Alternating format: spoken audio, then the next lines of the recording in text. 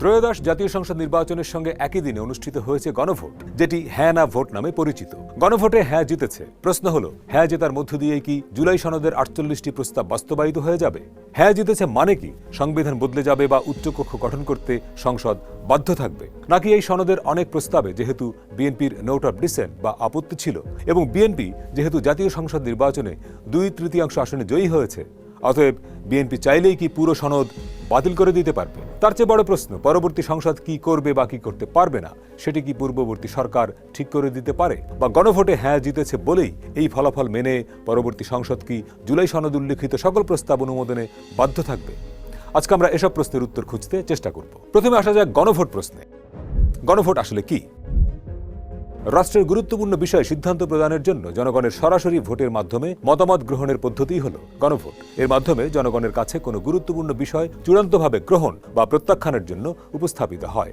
সুইজারল্যান্ডে 1778 সালে প্রথম গণভোট চালু হয়। বিভিন্ন দেশে আলাদা আলাদা বিষয়ে গণভোট অনুষ্ঠিত হয়, যেমন সংবিধান সংশোধন, গুরুত্বপূর্ণ আইন প্রণয়ন, আন্তর্জাতিক গুরুত্বপূর্ণ চুক্তি ইত্যাদি।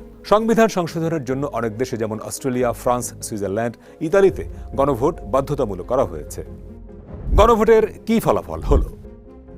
12 ফেব্রুয়ারি ত্রয়োদশ জাতীয় সংসদ নির্বাচনের সঙ্গে একই দিনে অনুষ্ঠিত গণভোটের ফলাফলের গেজেট প্রকাশ করেছে নির্বাচন কমিশন। তাতে দেখা যাচ্ছে গণভোটে হ্যাঁ ভোটের সংখ্যা 4,82,660 এবং না ভোট 2,20,71,726টি। এতে আরও দেখা যাচ্ছে গণভোটে মোট বৈধ ভোট পড়েছে 7,02,72,286টি।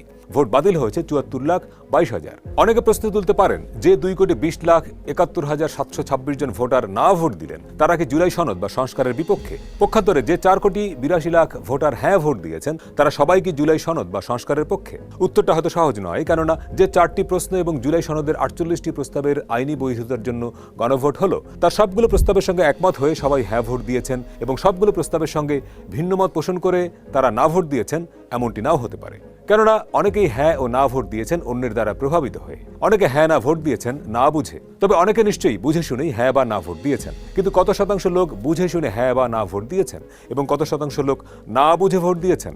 এবং গণভোটে জনগণের প্রকৃত মতামতের প্রতিফলন ঘটল কিনা সেই প্রশ্নের উত্তর জানা বেশ কঠিন। এখন কি হবে? যারা জাতীয় সংসদ নির্বাচনে জয়ী হয়েছেন তারা প্রথম 180 দিন সংবিধান সংস্কার পরিষদের সদস্য হিসেবে কাজ করবেন এবং এই সময়ের মধ্যে জুলাই সনদ উল্লেখিত সংস্কার প্রস্তাবগুলোর উপর আলাপ আলোচনার মধ্য দিয়ে সিদ্ধান্ত নেবেন যে সনদের কোন কোন বিধানের কতটুকু তারা রাখবেন বা রাখবেন না। পরিষদের সংখ্যাগরিষ্ঠ সদস্যরা পুরো জুলাই সনদ অনুমোদনের পক্ষে ভোট দিতে পারেন। আবার প্রতিটি প্রস্তাব নিয়ে পুঙ্খানুপুঙ্খ আলোচনা ও বিতর্ক হতে পারে। সেই বিতর্কের মধ্য দিয়ে ঠিক হতে পারে যে পরিষদ কোন কোন প্রস্তাব অনুমোদন করবে বা করবে না। কোনো কোনো প্রস্তাব সংশোধিত আকারেও পাশ হতে পারে, অর্থাৎ সংসদে যে প্রক্রিয়ায় সাধারণ আইন প্রণয়ন বা সংবিধান সংশোধনের সময় যে ধরনের বিতর্ক হয়, আলাপ আলোচনা হয়, জুলাই সনদ ইস্যুতেও সংসদে বা সংবিধান সংস্কার পরিষদে সেরকম আলোচনা হতে পারে এবং স্পিকার এগুলো যখন ভোটে দেবেন তখন সংখ্যাগরিষ্ঠ সদস্যরা হ্যাঁ বললেই কেবল এগুলো অনুমোদিত হবে।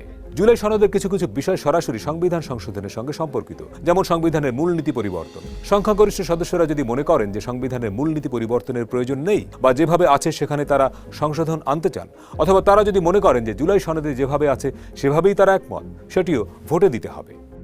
কি আছে জুলাই সনদে? জুলাই সনদ বাস্তবায়ন আদেশে 48টি প্রস্তাব রয়েছে। এর মধ্যে আছে নাগরিকদের পরিচয় বাংলাদেশি, সংবিধান সংশোধনে সংসদের উভয় কক্ষের অনুমোদন, সংবিধানের 7 ক এবং 7 খ বিলুপ্ত করা। এখানে একটি বিষয় খুব গুরুত্বপূর্ণ আমরা একটু মনে করিয়ে দিতে চাই। 7 ক অনুচ্ছেদে বলা হয়েছে কোনো ব্যক্তি শক্তি প্রদর্শন বা শক্তি প্রয়োগের মাধ্যমে বা অন্য কোনো অসাংবিধানিক পন্থায় সংবিধান বা এর কোনো অনুচ্ছেদ বাতিল বা স্থগিত করতে পারবে না। যদি করে তাহলে সেটি রাষ্ট্রদ্রোহ হবে এবং ওই ব্যক্তি রাষ্ট্রদ্রোহিতার অপরাধে দোষী সাব্যস্ত হবেন। বলা হয় এই বিধানটি সংবিধানে যুক্ত করা হয়েছিল অবৈধভাবে ক্ষমতা দখল করে সংবিধান বাতিল বা স্থগিত করা প্রতিহত করতে, বিশেষ করে সেনাবাহিনীর ক্ষমতা দখল বন্ধ করতে। কিন্তু এখন সংবিধান থেকে এই বিধানটি যদি বাতিল করে দেওয়া হয়, অর্থাৎ জুলাই সনদে যে প্রস্তাব করা হয়েছে, তাহলে কি অবৈধভাবে ক্ষমতা দখল বা সেনাবাহিনীর ক্ষমতা গ্রহণের পথ সুগম হবে?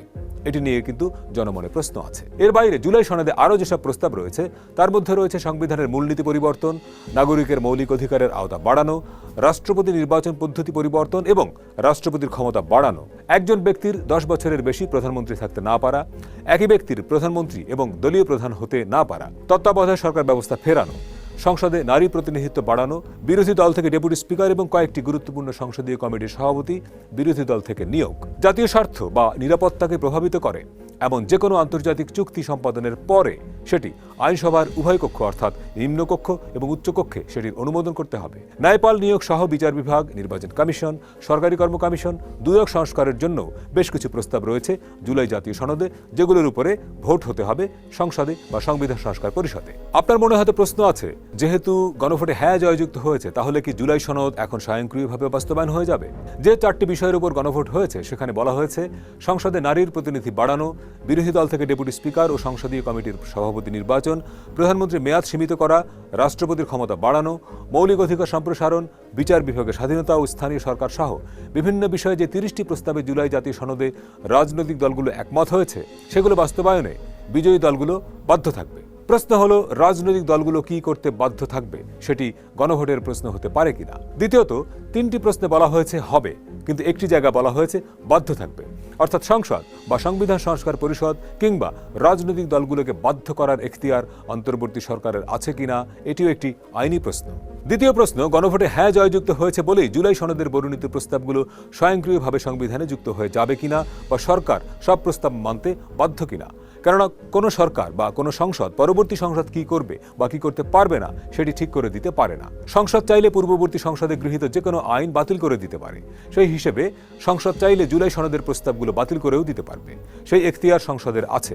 কিন্তু দেশের মানুষ কি তা প্রত্যাশা করে?